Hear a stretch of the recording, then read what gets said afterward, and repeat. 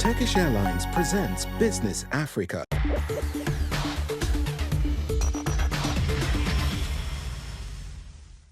Bonjour et bienvenue dans cette édition de Business Africa. Je suis votre présentatrice Afolaki Oyinloye. Voici les sujets de la semaine.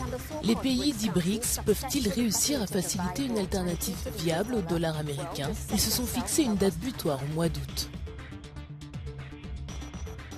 Avec plus de 87% des arrivées, Uganda Airlines se réjouit de la croissance du nombre de passagers à l'aéroport international d'Entebbe. Alors que les banques américaines enregistrent des pertes potentielles pouvant atteindre 620 milliards de dollars en 2022, les institutions africaines appellent à des réformes et à des investissements sur les marchés du continent. La crise financière mondiale actuelle et la politique étrangère conflictuelle des États-Unis pourraient expliquer pourquoi le Brésil, la Russie, l'Inde, la Chine et l'Afrique du Sud ont intensifié leurs efforts pour lancer une monnaie alternative au dollar américain. Dans ce sujet, nous répondons à plusieurs questions, notamment comment faire de cette vision une réalité et qu'impliquerait-elle pour les économies africaines. Le dollar américain est la monnaie de réserve officielle du monde depuis 1944. Date à laquelle cette décision a été prise par une délégation de 44 pays alliés dans le cadre des accords de Bretton Woods. Conférant de facto au billet vert une position dominante sur les marchés mondiaux puisqu'il est devenu la monnaie utilisée pour la vente du pétrole et d'autres produits de base. Mais l'hégémonie du dollar est de plus en plus contestée. La Chine et la Russie, très vulnérables aux sanctions occidentales, militent pour la fin de la suprématie de cette monnaie.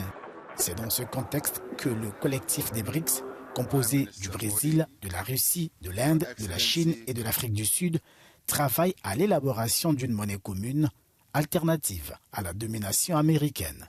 Ces pays affirment que le processus de dédollarisation, selon leurs termes, minimiserait l'exposition aux fluctuations des devises et des taux d'intérêt. Cela atténuerait l'impact des changements économiques et politiques aux États-Unis sur leurs propres économies, tout en améliorant la stabilité économique. L'initiative réduirait aussi les risques de crise financière. Pour un investisseur des pays des BRICS, cela signifierait une augmentation de la confiance des consommateurs, avec en filigrane l'augmentation de la croissance et des dépenses.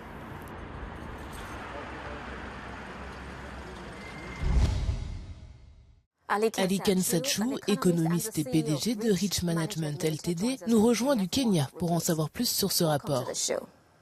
Pour commencer, à qui cela va-t-il bénéficier ? Je pense que cela aide les pays du BRICS, évidemment la Russie et la Chine en particulier, qui risquent les plus d'être sanctionnés.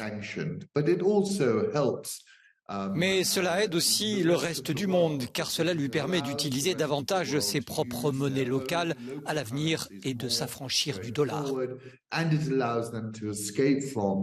Je pense que les pays du BRICS vont devenir une monnaie d'échange. Mais derrière cela, vous aurez toujours votre propre monnaie locale. Mais si vous ne pouvez pas faire d'échange commercial, il est probable que vous utiliserez cette monnaie. Je pense donc que c'est avantageux pour le reste du monde et je pense que c'est la raison pour laquelle il y a tant d'élan derrière tout cela. Que disent les pays africains de cette décision et quel en sera l'impact sur leurs économies ? Les pays africains sont restés assez discrets, à l'exception de l'Afrique du Sud, où la ministre des Affaires étrangères a été très directe dans ses opinions. Je pense que les pays africains observent la situation de loin. Je pense qu'ils subissent actuellement une pression énorme en raison de l'inflation et d'une pénurie de dollars. Ils ressentent donc la douleur d'une économie dominée par le dollar. C'est pourquoi j'estime qu'ils considéreront cette initiative comme une sorte de soupape de sécurité dans le contexte actuel. Je m'attends donc à ce que les pays africains adoptent les monnaies des BRICS. Il suffit de regarder les échanges commerciaux de l'Afrique, notre principal partenaire commercial étant aujourd'hui la Chine. Vous savez, nous avons besoin de matières premières. J'estime donc que les pays africains adopteront une telle monnaie et une telle option à l'avenir. Cela va-t-il mettre les économies africaines dans une situation précaire, étant donné l'influence du dollar sur ces économies ? La position précaire à laquelle vous faites probablement référence est une position géopolitique et géoéconomique dans la mesure où nous avons vu les États-Unis se réengager sur le continent africain parce qu'ils avaient le sentiment que le continent africain n'évoluait pas dans la direction qu'ils souhaitaient, en particulier avec la guerre en Ukraine. Nous avons vu la visite de Kamala Harris, nous avons vu Blinken, nous avons vu beaucoup d'engagements. Et je pense que jusqu'à présent, c'est une sorte de gant de velours. Mais vous savez, l'Afrique doit-elle vraiment s'engager dans cette voie ? J'estime que nous verrons un autre type d'engagement qui pourrait être nettement plus agressif. J'estime que dans l'ensemble, il s'agit d'une étape positive. Bien sûr, comme je l'ai dit, l'Afrique va commencer avec précaution. Nous ne sommes ni la Chine ni la Russie. Nous devons faire attention à la manière dont nous nous positionnons entre ces deux grandes superpuissances. Mais dans l'ensemble, je pense qu'étant donné le scénario dans lequel nous nous trouvons, il est évident que cela nous donne une certaine option et donc une amélioration potentielle de ce qui est actuellement une situation très difficile sur le continent. Et lorsque je dis cela, je pense aux dettes lourdes, au coût des services de la dette élevée, aux matières premières qui sont chères. Ce sera difficile, mais je pense que cela nous donne quelques options. Monsieur Sadchou, merci beaucoup pour ces précisions. L'autorité de l'aviation civile de l'Ouganda déclare avoir enregistré une reprise de 87% du trafic de passagers à l'aéroport international d'Entebbe, ce qui indique que le pays est en train de sortir du marasme de la Covid-19. Nous évaluons la situation sur le terrain avec la compagnie nationale Uganda Airlines. Avec des vols à pleine capacité, Uganda Airlines compte étendre ses ailes sur le continent. L'augmentation du nombre de passagers devrait permettre l'ouverture de nouvelles routes.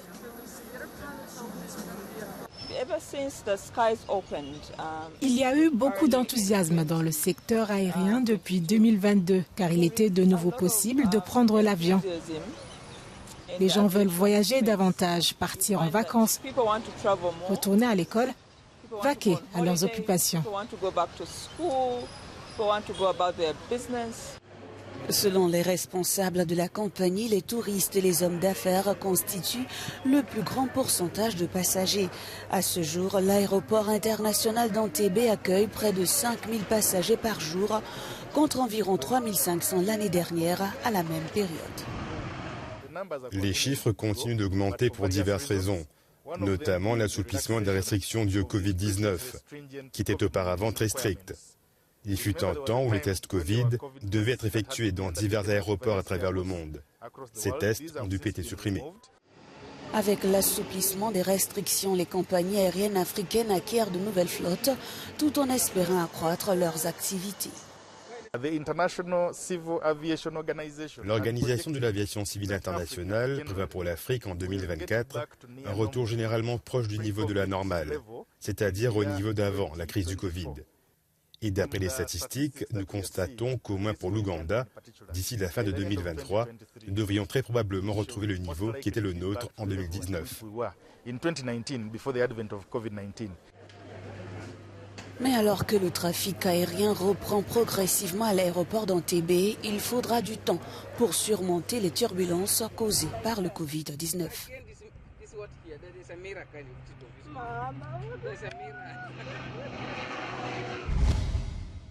Les actifs obligatoires africains peuvent constituer une alternative crédible pour les investisseurs qui cherchent à diversifier leur portefeuille. Plusieurs institutions africaines appellent à une réforme de l'architecture financière mondiale, alors qu'un examen des pertes potentielles des banques américaines en 2022 démontre que les obligations africaines constituent une alternative moins risquée pour les investisseurs. Depuis quelque temps, plusieurs institutions africaines, dont la Commission économique des Nations Unies pour l'Afrique, CEA, et la Banque africaine de développement, BAD, appellent à une réforme de l'architecture financière mondiale qui permettrait à l'Afrique de bénéficier d'une plus grande attention de la part des investisseurs privés internationaux. La Federal Deposit Insurance Corporation des États-Unis ayant fait état de pertes potentielles de 620 milliards de dollars en 2022 pour les banques du marché, les marchés financiers matures devraient devenir plus complexes et les investisseurs pourraient donc chercher des alternatives. La communauté internationale des investisseurs examinera la chute très médiatisée de la Silicon Valley Bank et d'autres banques américaines de taille moyenne, ainsi que la décision de la Banque centrale d'augmenter les taux d'intérêt directeurs, et on tirera la conclusion inévitable que le système financier américain est actuellement faible et ne constitue pas une option d'investissement fiable. L'alternative consiste donc à évaluer la viabilité des investissements dans les marchés émergents et en développement tels que ceux de l'Afrique. La dette globale de la région, analysée différemment, montre qu'entre 2017 et 2021, les gouvernements africains ont payé une moyenne annuelle de 19 milliards de dollars pour le service de la dette, ce qui garantit qu'il y a très peu de faillites ou de pertes sur les obligations. Le contre-argument serait que les pays africains sont confrontés à une inflation encore plus élevée et à des risques de dépréciation des taux de change. Toutefois, si les ressources sont canalisées vers des investissements productifs et de développement, l'activité économique s'en trouvera stimulée, ce qui permettra de rembourser les créanciers ou les détenteurs de capitaux. C'est la fin de cet épisode de Business Africa. Merci de nous avoir rejoints. Pour plus d'informations sur le monde des affaires, restez à l'écoute d'Africa News et d'africanews.com.